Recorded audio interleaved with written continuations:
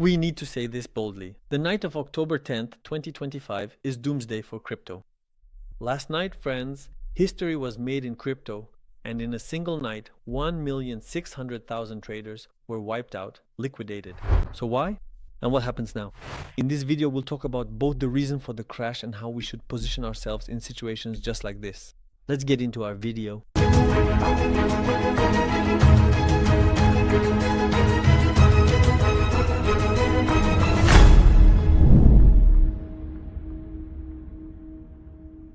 Friends, during the pandemic, which happens once in a century, the liquidation value during the COVID crash was $1.2 billion.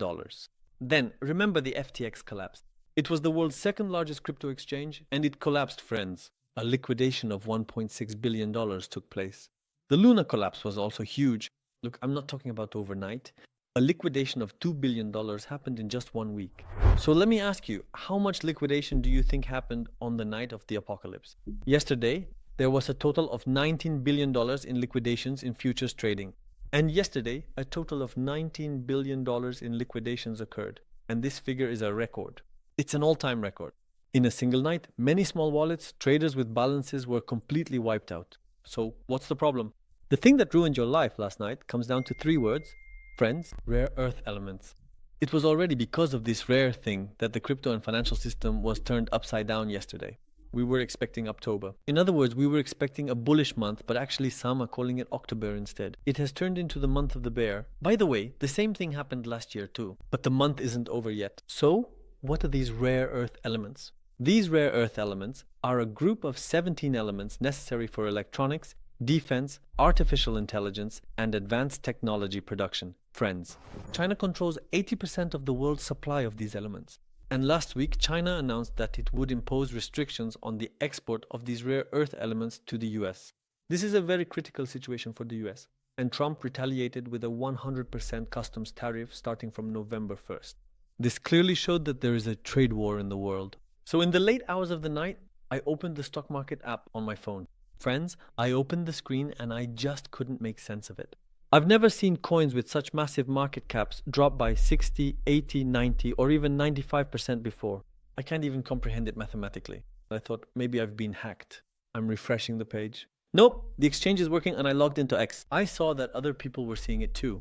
I felt dizzy because I just couldn't grasp it. I mean, I've never encountered anything like this before. I've been in this market for almost 10 years and I couldn't process it. Ripple dropped from $3 to $1.2. Our beloved SUI, the raisin cake, dropped from $3.50 to $1.5 within minutes, friends. AVAX fell from $28 to as low as $8. DOG, on the other hand, instantly dropped from 25 cents to 9 cents. But I have to admit something. When I look at Bitcoin, the trend is still upward, friends. It's not downward. And there's no disruption in the trend structure. People panicked at first, but those who saw those levels kept buying. Those who could buy kept buying, but they shifted towards major coins. Many people's buy orders were not executed. So, was it Trump's tariff that caused such a sharp reaction in the market? No, actually, the issue comes down to artificial intelligence again. Do you remember? A few months ago, the Chinese developed DeepSeek. DeepSeek is almost as successful as ChatGPT, but they developed it much faster and at a much lower cost. And suddenly, the Nasdaq dropped. Cryptos plummeted. Why? Because the Chinese made artificial intelligence cheaply. Once again, the issue comes down to artificial intelligence and OpenAI, that is ChatGPT. Friends, the internet reached 100 million users in 13 years. ChatGPT reached 100 million users in just 2 months. And right now, artificial intelligence is growing entirely around ChatGPT. As ChatGPT and OpenAI grow, companies, whether they're AI companies or Microsoft, Amazon, are growing along with them. So, when OpenAI slows down, artificial intelligence also slows down. What does OpenAI need in order to grow? As I just mentioned, it needs data centers, processors, in other words, rare earth elements. If China doesn't supply these right now, there will be another AI panic here, and it's not just crypto that's fallen. Friends, Nasdaq was also hit hard by this drop. Even though it was closed, there were sharp red candles on the futures side. In fact, only 30% of these rare earth elements are mined in China. The rest are found in different parts of the world. So how does China control 80% of the supply? Because China processes them. Processing these rare earth elements involves difficult procedures that harm the environment. And many countries, Because of the environmental pollution caused by this, either would have to use extremely advanced technologies or pollute the environment, so they didn't want to get involved in these operations. But now, China has imposed a restriction here. In the short term, this may be negative for the US, but I think the US will find a way to process it without polluting the environment. In other words, it will reduce its dependence on China in this area.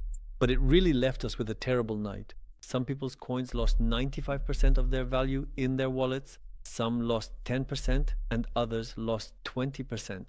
So do you think this is the start of a bear market, or are we going to experience a bull rally from here on? Share your thoughts on this in the comments.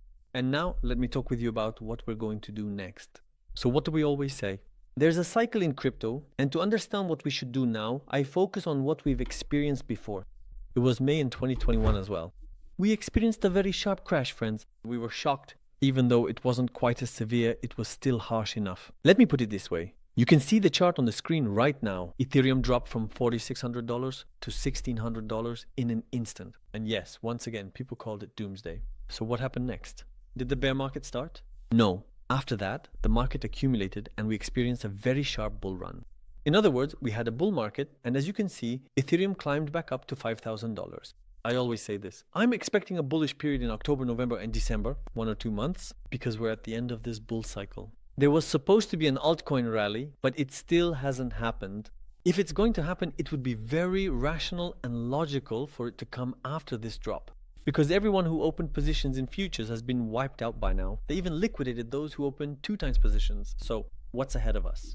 There are 2 upcoming Fed interest rate decisions. I've said that there will be a rate cut in both of them. I've been saying this for months. I've been saying it since the summer. I've been expecting a rate cut from the Fed in September, October, and December. Right now, when we look at it, friends, in both October and December, there will definitely be a rate cut with over 90% probability. In fact, friends, we might even see a rate cut in January as well. Rate cuts will once again provide liquidity flow to the market, but some things have changed. Now, the rules of the game are changing. People are now turning to major coins like Bitcoin, Ethereum, Solana, BNB, and Doge. I was very lucky that I didn't have any futures positions last night, but even so, it was past 4 in the morning when I finally went to sleep. I woke up again around 7:30 in the morning because I just couldn't sleep. I want to be in the market. I want to keep track of things. Yes, I have spot holdings. Thankfully, I wasn't in any futures positions, but if you got caught, my condolences. A lot of people really lost their wallets in this crash. That's why some of you are going to get upset now. You might be thinking, what are you even telling me? You could say, I've just lost my entire wallet. What are you talking about? I'm sorry. I'm not saying this for you, but for those who still have cash on the side or are thinking about getting in right now. Yes, in the next month or 2, we might see an upward trend, but if that happens, it will be in Bitcoin, Ethereum, Solana, BNB, Doge, maybe Sui, in the major coins, friends. That's why I'm focusing on major spot coins. In fact, those who caught the bottom during yesterday's drop have already made 2 times or 3 times gains. From this point on, reduce your risk appetite. There are people saying, it's dropped a lot this season, let's go long now. Usually, after these crashes, they might hit it one more time to wipe out the last positions. No matter how many longs you take, it never ends. Your risk appetite never ends, friends. It really never ends. I was chatting with a friend the other day. He has 1 house. He sold it and said, I'm thinking of buying Ethereum with all of it.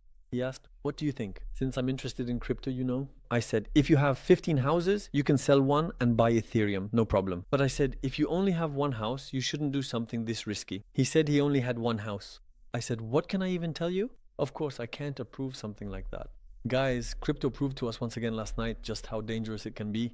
Yes, we're not leaving crypto, but we're also adjusting our strategies accordingly. There's no need to post P&Ls show off. There are a lot of influencers in the market right now claiming they went short. People have lost everything and they're still chasing after attention. Here's what we need to do. What should we do? Yes, we're going to change our strategy now. We're going to focus on Bitcoin, on the majors, and on the spot market. It was a rough night, but those who made it through could have some good times in the next month or 2. I hope we don't see another drop like this again, friends. Stay with us, stay on trend. See you in the next video. Take care.